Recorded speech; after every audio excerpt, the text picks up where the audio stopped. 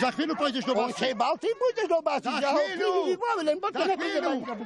Problémy s elektrinou v osade už rieši aj polícia. Policajná hliadka dnes prišla do Ľudňanskej osady už druhýkrát. Miestni otvorene hovoria o úžere. Sama je úžera. Majú 4 litriny. Podnikavci ostatným cez svojvoľne naťahané káble predávajú elektrínu. Poplatok za pripojenie si dali 100 eur, potom platia ešte mesačný paušál. Tu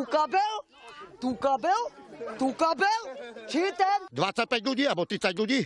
Po 35 eur mesačne bere od nás. Od každého jedného človeka. Počúvajte dobre. Tu kabel, hej? No a on to po penieži užíval na automatoch. A tam, čo dával tým ľuďom, to on znal, že kemu nie.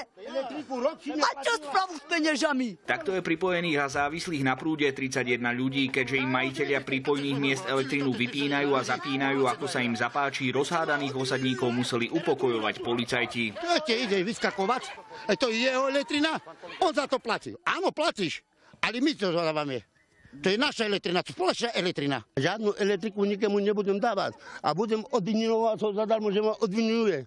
Pokiaľ má odberateľ platnú združenú zmluvu o dodávke a distribúcii elektriny a celá jeho spotreba vrátane tej, ktorú ďalej majú spotrebovať odberatelia napojení priamo na jeho odberné miesto, je riadne zameraná elektronomerom, nejde o neoprávnený odber. No keď majiteľ odberného miesta ďalej bez zisku prenáša elektrínu na ďalších odberateľov, musí si podľa hovorkyne splniť oznamovaciu povinnosť voči Úradu pre reguláciu sieťových odvetví. Podľa našich informácií tento prípad už niekoľkokrát riešili aj markušovskí policajti, no keď bolo treba vypovedať svedkov, zrazu nebolo. Z Ľudňan Matúš Gavlák, televízia JOJ.